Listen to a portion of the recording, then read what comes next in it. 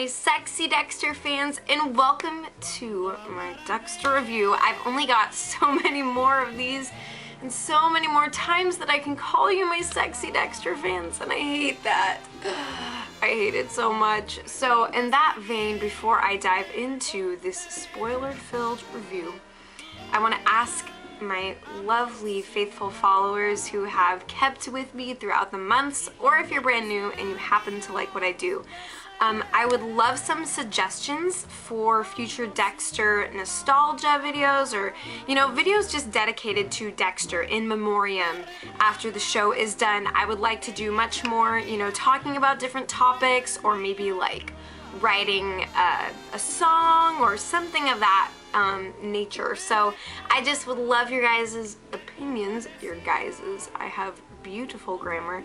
I would love your opinions about that, so we can all just enjoy the memory of Dexter and the legacy it's left in our hearts. And I got really emotional tonight about Dexter. I mean, having that week off last weekend was just, it gave my heart the chance to realize that like this is coming to an end. And I went this one weekend without Dexter, and there's going to be many more weekends of nothing new ever. And so I want to continue making videos just to keep the spirit of the show alive, because it is as much a part of me as anything, as I'm sure it is for so many of you, and I just want to share this with you beautiful people whom I love. So, at any rate, let us get into the madness of tonight's episode.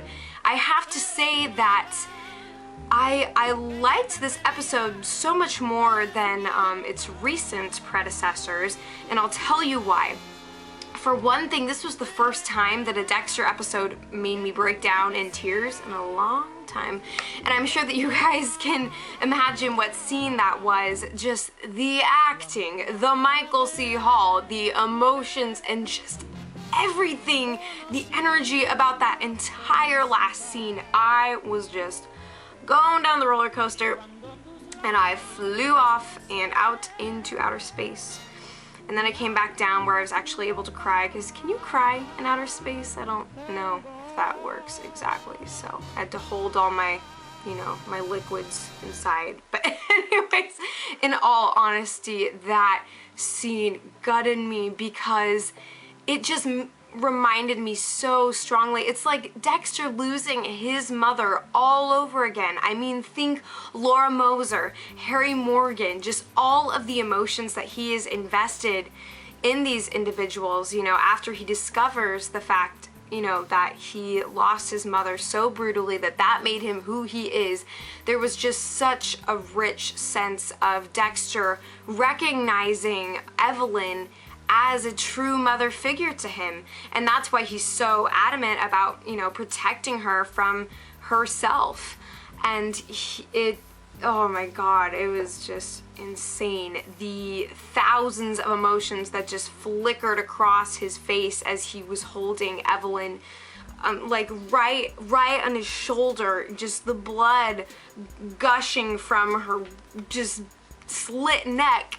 And man, it just rocked me. That really just devastated me on so many levels, and it's just Dexter losing his mother all over again. And he knows this time, and he knows that he can't forget this, and that he is going to have to live with this. And I think that's going to inform the way that he goes about this whole Oliver Saxon issue in the future. And honestly, the tragedy that is imminent, it is clearer to me than ever before.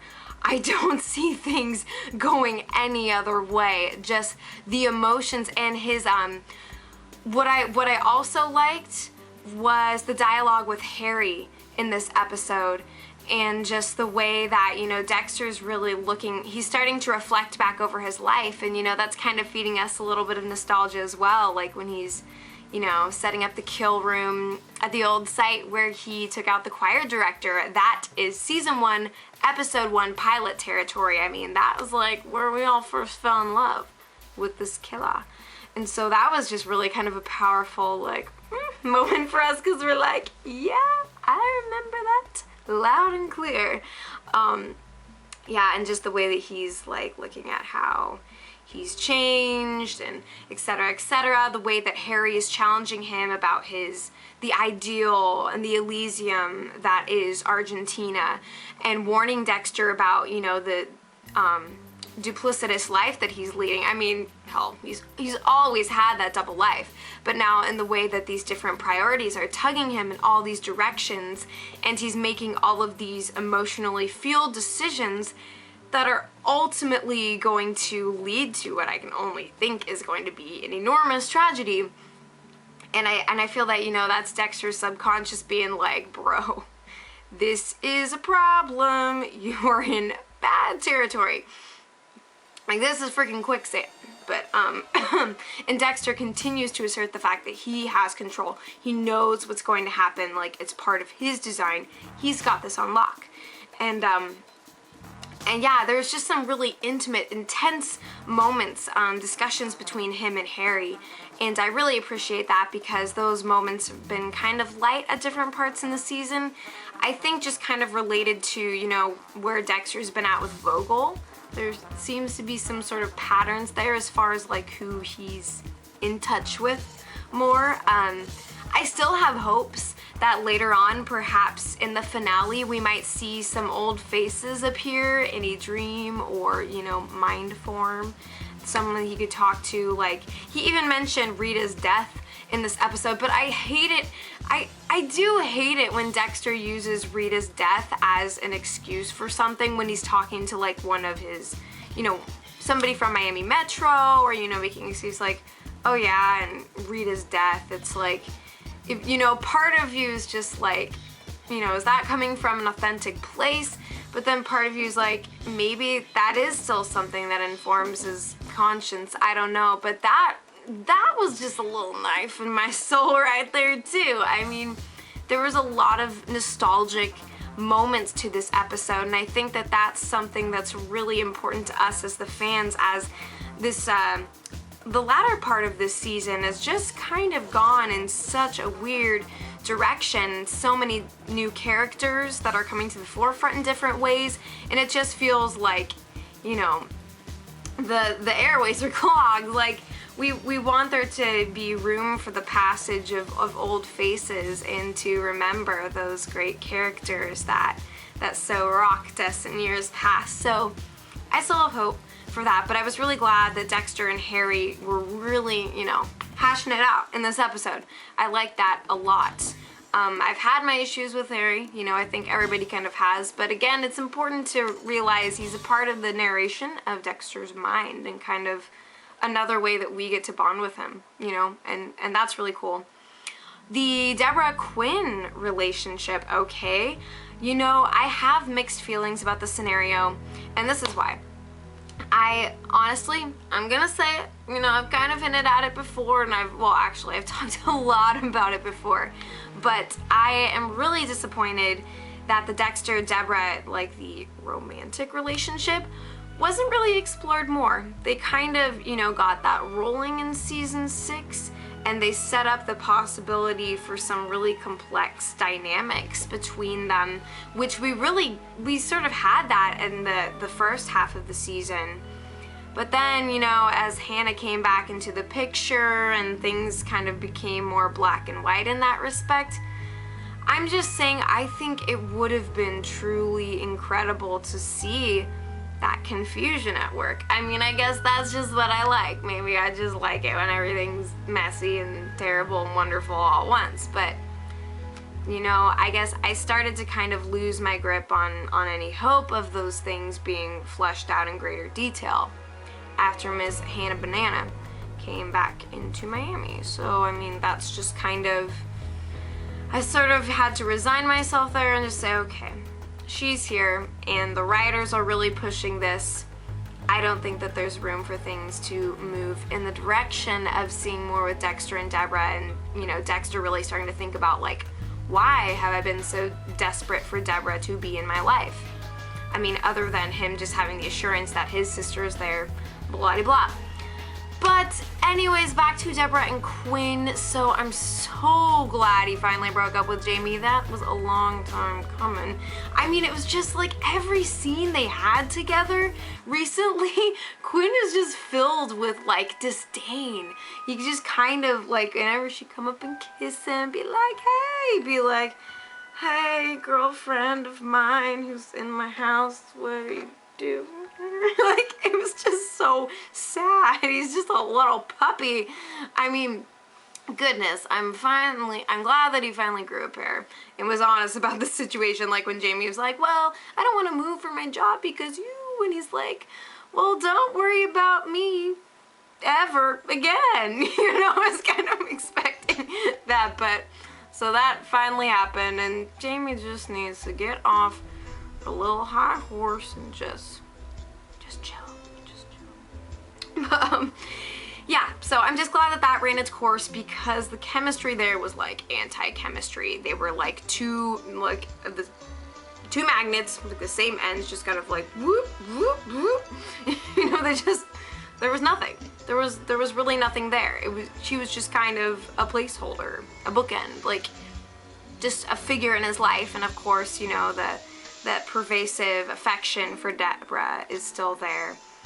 And then Deborah kind of comes around to him, you know, after they've had a few discussions in the episode, you know, her being upset about Dexter leaving, understandably so, understatement there. I'll talk about that in a sec. But honestly, I really do like their relationship. I really, really, really do.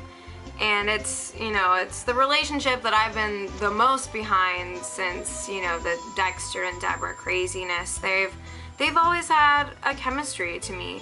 I like that they've had history and that they're not making, you know, they didn't put Deborah and Elway together. I mean, the guy is just kind of a wagon of douchery, and that was kind of disappointing. I mean, like, they sort of had some fun, like, you know, verbal jousting earlier on in the series, or the season, but then it just kind of boiled down to him being like, gimme, gimme, gimme, and her being like, please, can we not? And him being like, I'm your boss, and her being like, about that. You know, it was just, things just kind of dwindled into an awkward zone. Lots of awkward goodbyes in this episode, like with her and Elway and Quinn and Jamie. But the scene where Quinn is just so cute about her. I mean, like, that I found very cute. You know, he's trying to do this, well, it wasn't about you, but we all totally know it was. That is classic.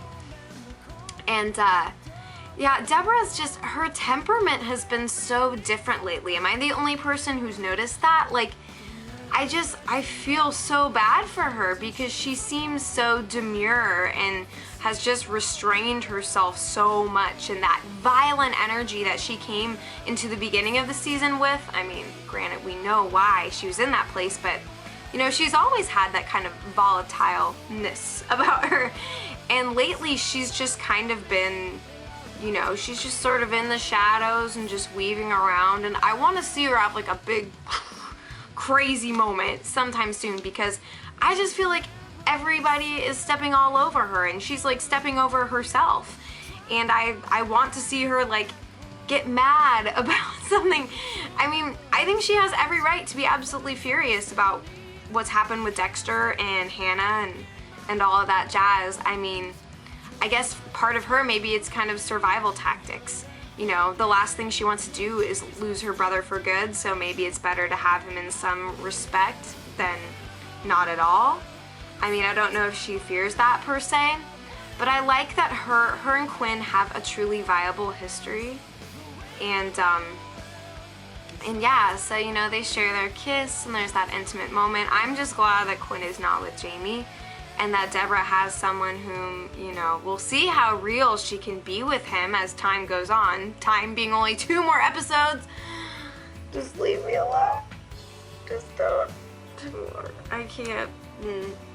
No. At any rate, so Quinn and Deborah, I like it, and I'm nervous at the same time because there's only 2 more episodes, and I feel like Quinn is gonna figure out everything, and him being closer now to Deborah than he's been in forever, and just, you know, it's coming. It is coming. The hurricane. What else? Yeah, so Dexter, Hannah business. Hannah, I just don't understand. I mean, I understand why she took Harrison to the doctors after the whole treadmill incident and all that jazz, but it's just like, how do you think that I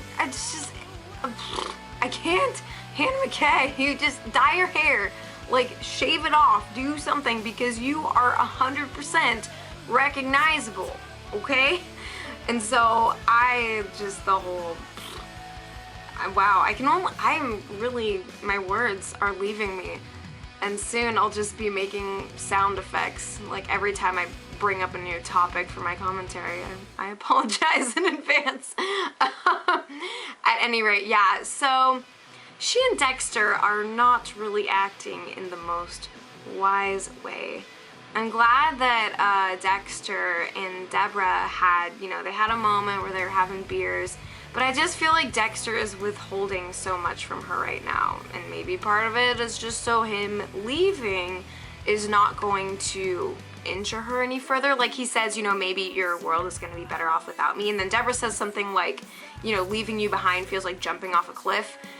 That's how I feel about the show ending, Ms. Deb. So we are 100%, more like 200% on the same page, because I'm with you about the you and Dexter situation and the situation of Dexter, the show, the universe, the legend of which I'm very much a part, and I don't want to leave behind in the slightest either. So that line just smacked me in the face, and she's, it's the first time in a long time that she's said, you've always been there for me, and I'm so glad that that's something that she can see again. But at the same time, I just feel that Dexter's just withholding so much from her, and that makes me really sad. And I just feel for Deb a lot. I feel like she's really in survival mode, and the only reason why she's not exploding about the situation of Dexter, like establishing this new family of which she really can't fully be part, I feel like the only reason why she's not going full on volcanic about the situation is just that she's too afraid of losing what she's finally found again. Even if it's just some semblance of former days, it's something, And I think a lot of us can relate to that in our own lives, and I'm so just emotional and introspective about all this stuff right now. It's hard to talk. But at any rate, all this stuff about Vogel and Saxon, I had a feeling that Vogel's story was going to run its course this episode, partly because of just the sheer amount of time that they were giving her on the screen as well. And I haven't been looking at spoilers, I haven't looked at IMDb or anything of that nature, so I did not see the, ultimate event coming.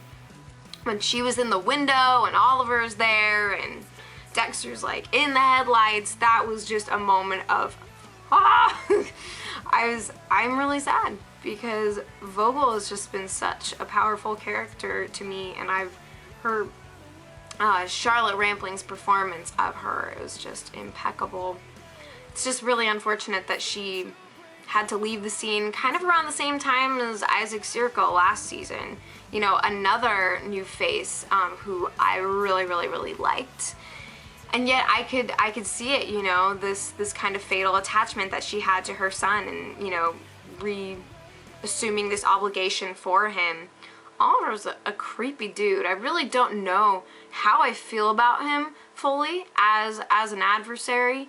Like, he's very weird and different. Like the scene that he and Vogel had in his kill room, where she's sitting on the chair and all of that, like there was a very crazy energy going on. And you can see that there's this desperation to him and this callousness. I keep thinking of Brian Moser, I keep thinking of how, because Brian was in the same situation. Like, I'm pretty sure that he was institutionalized or in foster homes, or something comparable. So it's almost like, their paths sort of diverged. I don't know, it's really fascinating to me and disturbing.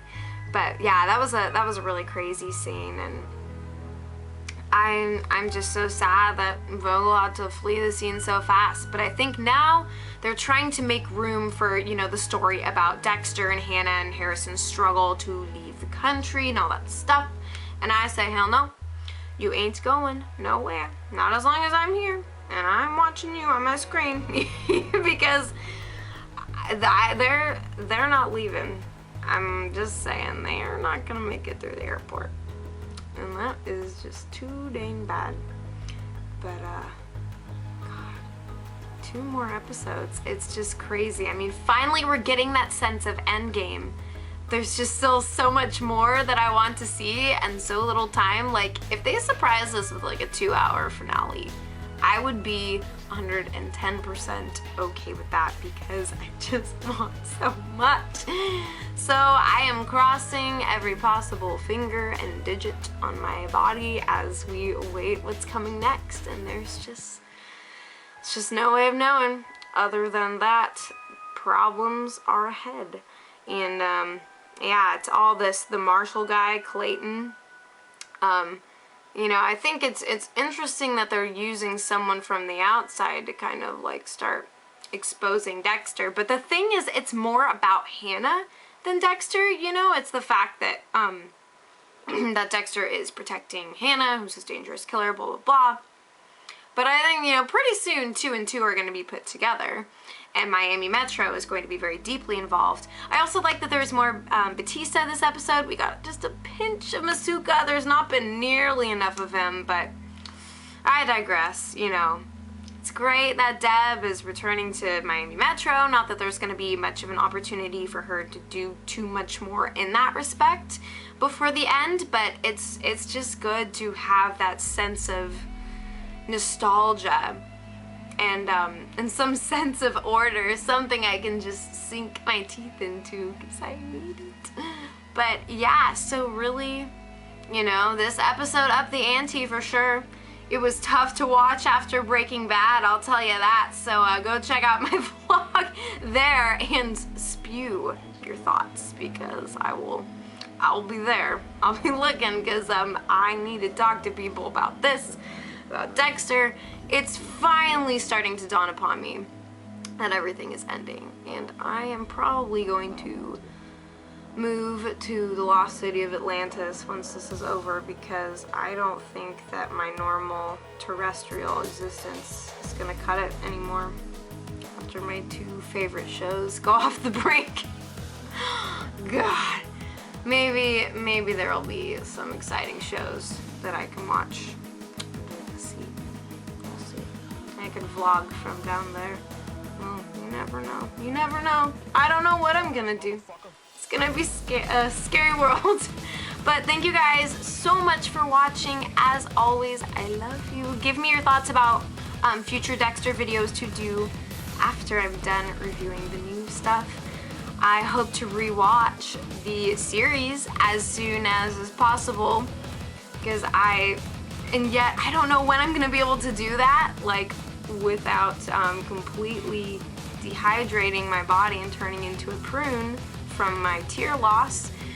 But it's gonna happen at some point, so I'm gonna go to bed. I love you guys, and I'll be back before you know it with more Dexter stuff, so keep in touch.